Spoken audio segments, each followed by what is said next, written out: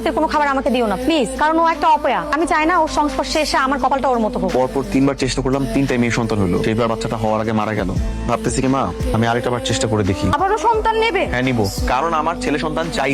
আপনার মনে কি শুধুই অশান্তি? এগুলো অশান্তি না তো কি? কাছে শুধুমাত্র একটা ছেলে সন্তানই চাইছি, সেইটাই তো দিতে পারলি না। তাহলে একবার একটা ছেলের মুখ দেখা দেখবি, সব সুশান্তি সবকিছু সংসারে ফিরে আসছে। আপনাকে একটা সুখবর দেওয়ার ছিল। কি সুখবর? আমি আবার মা হতে যাচ্ছি। তো আমি কি করবো? দেখতে তো না কাজ করতেছি। এবার যদি আমার ছেলে সন্তান না হয়েছে তাহলে কিন্তু সময় হইলেই বুঝাবো। আমি ছিলাম নাকি ছেলে বাচ্চা হইব?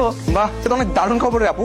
তোমাদের আরেকটা খবর দেওয়ার আছে, মনি আবারও মা হতে যাচ্ছে। মা হতে যাচ্ছে না বলে বল 3 নাম্বার মেয়ে বাচ্চার মা হতে যাচ্ছে।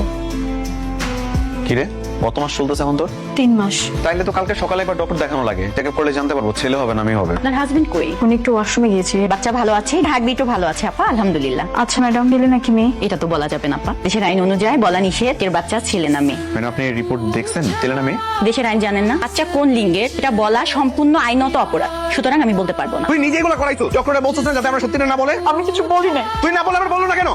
মিথিলার স্বাস্থ্য বাসুর ডাক্তার সেই রিপোর্ট দেখছে। রিপোর্ট দেখে সে জানাইছে যে এটা মেয়ে বাচ্চার রিপোর্ট। শোন বিজয়, এই বউ তোকে ছেলে বাচ্চা দিতে পারবে না, তুই আরেকটা বিয়ে কর। লাভ নাই, সমস্যাটা আমার নিজের। একটা বাচ্চা জন্মের পর ছেলে হবে না মেয়ে হবে তার সম্পূর্ণটা নির্ভর করে বাচ্চার বাবার উপরে। আজকে সকালবেলা অনেক ঘাটাঘাটি করি, তথ্যগুলো জানলাম। শোনো, তোমার যেহেতু 2টা মেয়ে আছে আর এবারের বাচ্চাটাও মেয়ে, বাচ্চাটা তুমি নষ্ট করে ফেলো। আপনাদের বলছি না যে আমাকে এই ধরনের কথা বলবেন না। তাছাড়া ওর হার্টবিট হয়ে গেছে, অ্যাবর্শন করলে তো এটা মার্ডার করা হবে। আমি এত কিছু জানি না, আমার ছেলে বাবু হবে, তাহলে এটাকে অ্যাবর্শন কর। আমি অ্যাবর্শন করাবো না, আর আমি আপনার সাথে সংসারও করবো না। মানে কি? মানে আমি আপনাকে ডিভোর্স দিব।